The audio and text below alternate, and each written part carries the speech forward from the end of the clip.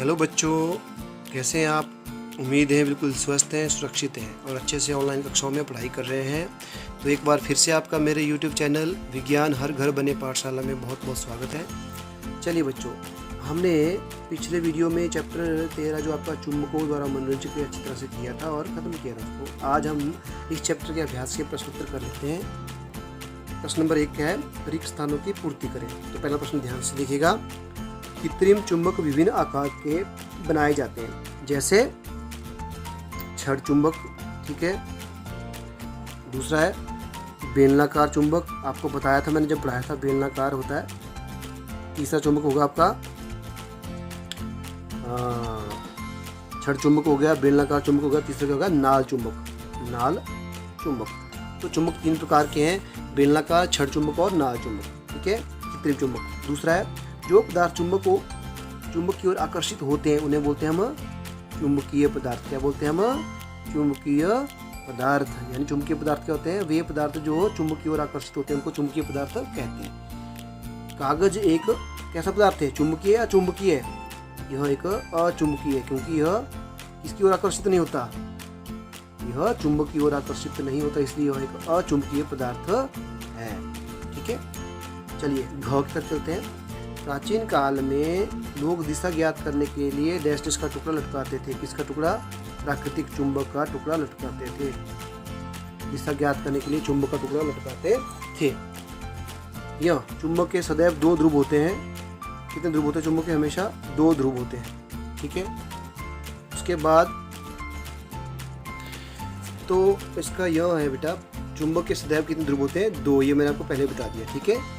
चलिए अब प्रश्न नंबर 2 की तरफ चलते हैं। बताइए निम्न कथन सही है अथवा गलत है। तो बेलनाकार का है, बेलनाकार चुंबक में सदैव 1 ध्रुव होता है, ये गलत है। मैंने आपको बता दिया जितने भी चुंबक उनमें 2 ही ध्रुव होते हैं। ख, कृत्रिम चुंबक का आविष्कार यूनान में हुआ था। कृत्रिम चुंबक का आविष्कार कहाँ हुआ था? यूनान में हुआ था, बिल्कुल। चुंबक के समान ध्रुव एक दूसरे को क्या करते हैं? प्रतिकर्षित करते हैं। चुंबक के एक समान ध्रुव एक दूसरे को प्रतिकर्षित करते हैं, ये भी सही है। लोहे का बुरादा छड़ चुंबक के समीप लाने पर इसके मध्य में आकर चिपकता है। नहीं, ये गलत है, आपको पता है, हमने देखा था लोहे का बुरादा कहाँ चिपकता है। लोहे का बुरादा जो है छड़ चुंबक के दोनों सिरों पे चिपकता है। छड़ चुंबक सदैव उत्तर दिशा को दर्शाता है, ये बिल्कुल सही है। छड़ चुंबक हमेशा उत्तर दिशा को ही दर्शाता है। किसी स्थान पर पूर्व पश्चिम दिशा ज्ञात करने के लिए कंपास का उपयोग किया जा सकता है। बिल्कुल, किसी स्थान पर हम पूर्व पश्चिम दिशा ज्ञात करने के लिए कंपास का उपयोग कर सकते हैं, ठीक है।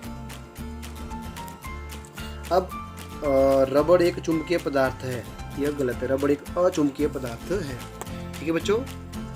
अगला प्रश्न देख लेते हैं, प्रश्न नंबर 3। प्रश्न नंबर 3 क्या है?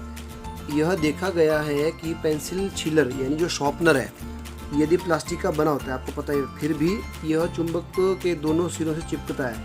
तो उस पदार्थ का नाम लिखिए जिसका उपयोग इसके किसी भाग में किया जाता है। तो अब आपने शॉर्पनर सबके पास है, जो आप पेंसिल छीलते हो वो प्लास्टिक का होता है, परंतु फिर भी यह चुंबक के साथ चिपक जाता है। क्यों? इसका आंसर होगा क्योंकि इसके अंदर जो है लोहे की ब्लेड लगी हुई होती है, और लोहे जो है एक चुंबकीय पदार्थ है जो चुंबक की ओर आकर्षित हो जाता है, तो इसीलिए यह चिपकता है, ठीक हो गया। चौथा, एक चुंबक के एक ध्रुव को दूसरे चुंबक के ध्रुव के समीप लाने की विभिन्न विधियां स्थितियां कॉलम ए में दर्शाई गई है, ठीक है। अब कॉलम 2 में प्रत्येक स्थिति के परिमाण को दर्शाया गया है, तो दोनों अब रिक्त स्थानों की पूर्ति करनी है आपने। अब देखिए जो ये कॉलम दिए हुए हैं सारणी में, इसमें हमने रिक्त स्थान है पूर्ति करनी है। तो नॉर्थ पोल क्या करेंगे? समान ध्रुव है, समान ध्रुव क्या करेंगे? प्रतिकर्षित करेंगे। यहाँ आएगा प्रतिकर्षण, ठीक है। और यहाँ पे क्या आएगा? आकर्षण दिया हुआ है, तो नॉर्थ और यहाँ पे आएगा साउथ। नॉर्थ और साउथ पोल आकर्षित करते हैं। यहाँ पे साउथ और नॉर्थ, यहाँ पे भी आपका आकर्षण आएगा, क्योंकि ये जो है असमान ध्रुव है, इसलिए आकर्षण आएगा। उसके बाद यहाँ पे प्रतिकर्षण दिया हुआ है, यहाँ पे साउथ, तो यहाँ पे भी क्या आएगा? साउथ, यानी साउथ पोल जो है दक्षिण ध्रुव जो है प्रतिकर्षण करेंगे। तो इस प्रकार जो है प्रश्न नंबर 4 भी हो गया। प्रश्न नंबर 5 चलते हैं। चुंबक के कोई 2 गुण लिखिए। चुंबक के 2 गुण क्या होंगे बच्चों? चुंबक जो है सदैव 2 ध्रुव होते हैं, और यह सदैव उत्तर और दक्षिण दिशा को दर्शाता है। पहला गुण होगा चुंबक के 2 ध्रुव होते हैं। नंबर 2, चुंबक सदैव उत्तर और दक्षिण दिशा को दर्शाता है, ठीक है। अगला प्रश्न, छड़ चुंबक के ध्रुव कहाँ स्थित होते हैं? तो छड़ चुंबक के ध्रुव उसके सिरों पर स्थित होते हैं। कहाँ पे? कॉर्नर पे, उसके सिरों पर। छड़ चुंबक पर ध्रुवों की पहचान का कोई चिन्ह नहीं है। आप कैसे ज्ञात करोगे कि किस सिरे में के समीप उत्तरी ध्रुव स्थित है? अब एक छड़ चुंबक दिया हुआ है आपको यह पता नहीं है कि किस सिरे पर जो है उत्तरी ध्रुव है, तो आप कैसे पहचानोगे? इसके लिए आपको एक एक्सपेरिमेंट करना पड़ेगा जो मैंने आपको किताब में बताया था। तो फिर क्या करेंगे आप? सबसे पहले एक छड़ चुंबक लेंगे, उसको बीच से एक धागे से बांधेंगे। छड़ चुंबक लेंगे और छड़ चुंबक वो लेंगे जिसके दोनों सिरों पर कोई निशान नहीं है कि कौन सा नॉर्थ है कौन सा साउथ है। ठीक है, मिट गए हैं या आपने ढक देने। फिर आपने उसको क्या करना है?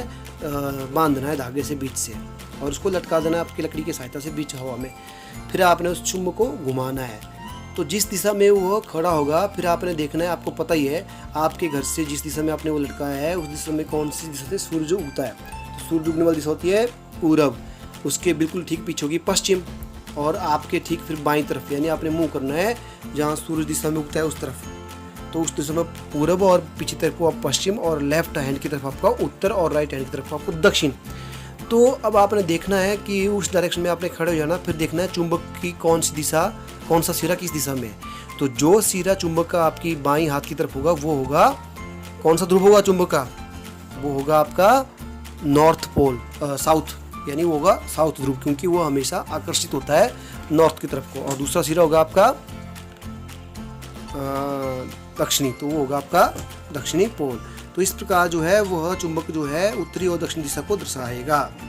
हमें पता लग जाएगा चुंबक का ये सिरा कौन सा है, नॉर्थ है कौन सा साउथ है।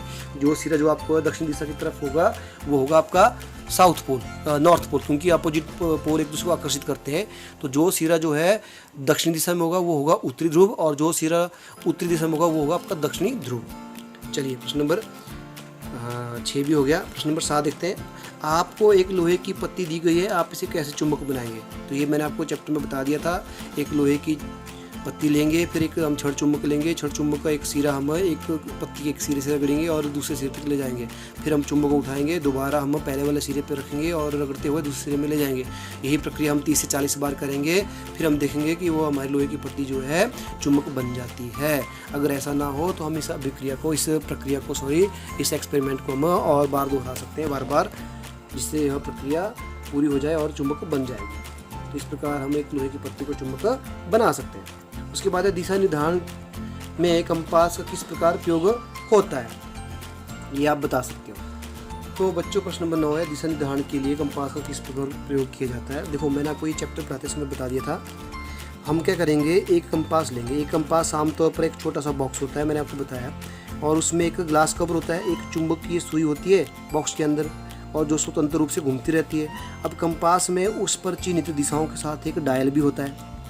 तो कंपास को हम क्या करेंगे, उस स्थान पर रखेंगे जहां हमें दिशाओं का ज्ञान करना है। विराम अवस्था में इसकी सुई जो है ना उत्तर दक्षिण दिशा को इंगित करेगी। अब कंपास को हम तब तक घुमाते रहेंगे जब तक कि डायल पर उत्तर और दक्षिण को सुई के 2 चीरों पर जो चिन्हित निशान नहीं किया जाता ना, यानी हम तब तक घुमाएंगे जब तक कि डायल पर उत्तर और दक्षिण को सुई के 2 छोरों पर चिन्हित नहीं किया जाता है। इसका मतलब क्या है, जो 2 सिरे जो होते हैं सुई के वो जो है मैच होने चाहिए। हमारी जो डायरेक्शन डायल दिया होता है उसमें लिखा होता है ईस्ट वेस्ट नॉर्थ साउथ, अगर ईस्ट के साथ वो मैच हो जाता है तो यह ईस्ट है। तो चुंबकीय सुई से उत्तरी ध्रुव की पहचान करने के लिए इसे आमतौर पर हम एक अलग रंग से चित्रित करते हैं। तो इस प्रकार हम जो है डायल के द्वारा या चुंबक कंपास के द्वारा जो है दिशा का निर्धारण कर सकते हैं। ठीक है बच्चों, अब प्रश्न नंबर 10 दिया है, इसमें देखिए ध्यान से देखिए। प्रश्न नंबर 10 है, पानी के टब में तैरता एक खिलौना नाव के समीप विभिन्न दिशाओं में एक चुंबक लगाया गया। प्रत्येक स्थिति में प्रेक्षित कॉलम 1 तथा संभावित कॉलम 2 दिए गए हैं। कॉलम 1 में दिए गए कथनों का मिलान कॉलम 2 से करना है। ठीक है, पहला है नाव चुंबक की ओर आकर्षित हो जाती है। अब नाव में क्या लिया है, मैं चुंबक लगाया हुआ है, इसका मतलब क्या हुआ, नाव चुंबक की ओर आकर्षित हो रही है।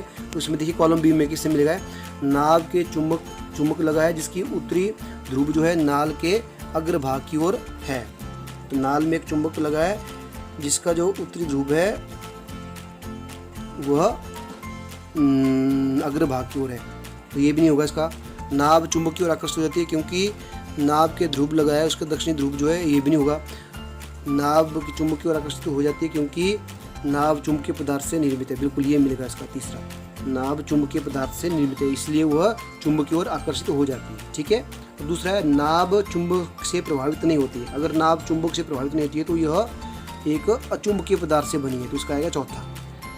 यदि चुंबक का उत्तरी ध्रुव नाभ के अग्र भाग में है, समीप लाया जाता है, तो नाभ चुंबक के समीप आती है।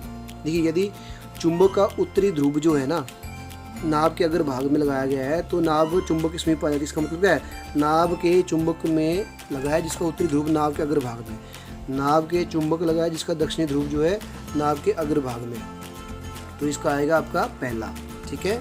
नाभ में एक चुंबक लगा है जिसमें जो है क्या है, उत्तरी ध्रुव जो है नाभ के अग्र भाग में लगा हुआ है। नहीं, ये नहीं आएगा बेटो, ये थोड़ा गलत हो गया, क्योंकि देखिए मैंने तीसरा है, यदि चुंबक का उत्तरी ध्रुव जो है नाभ के अग्र भाग में लगा है तो चुंबक के समीप आ जाती है। अगर चुंबक का उत्तरी ध्रुव नाभ के अग्र भाग में लगा हो तो यहाँ आएगा नाभ में एक चुंबक लगा जिसका दक्षिणी भाग जो है नाभ के अग्र भाग में। अगर नाभ का अग्र भाग है उसकी जगह उत्तरी लगा हो या दूसरी में दक्षिणी हुआ, तभी वो एक दूसरे के आकर्षित होती है। अगर दोनों में उत्तरी होगा तो वो दूर जाएंगी। ठीक है। तो इसका आएगा दूसरा। अब चौथा देखिए, जब उत्तरी ध्रुव नाभ के अग्र भाग में लगा हुआ हो तो नाभ चुंबक के दूर चली जाती है। अब इसका मतलब क्या हुआ कि दूसरी नाभ का भी उत्तरी भाग जो है आगे लगा हो, तो इसमें आएगा आपका फिर ये। ठीक है। तो इस प्रकार जो है, अब हाँ एक बच गया, नाभ बिना दिशा से बदले तैरती रहती है, ये आएगा तीसरा। नाभ की लंबाई की अंदर से छोटा चुंबक लगा हुआ है, तो नाभ जो है एक बिना दिशा से तैरती रहती है। तो इस प्रकार जो है हमने ये भी कर लिया बच्चों। उम्मीद है आपको ये 10 के 10 प्रश्न अच्छी तरह से समझ आए होंगे। अब आप जो है ना इस जो मैंने आपको क्वेश्चन बताया इनको अच्छे से लिखेंगे भी कॉपी में और समझेंगे भी। अगर आपको ये बीच में रह गया हो तो आप वीडियो को पॉज कर सकते हैं और अच्छे से दोबारा लिख सकते हैं और समझ सकते हैं। तो मुझे उम्मीद है बच्चों आज का वीडियो भी आपको अच्छी तरह से समझ आया होगा और आपने अच्छी तरह से इसको देखा और सुना होगा। चलिए इस वीडियो को यहीं ख़त्म करते हैं, मिलते हैं अगले वीडियो में एक नए चैप्टर के साथ। तब तक के लिए अपना ध्यान रखिए, सुरक्षित रहिए, स्वस्थ रहिए और पढ़ते रहिए।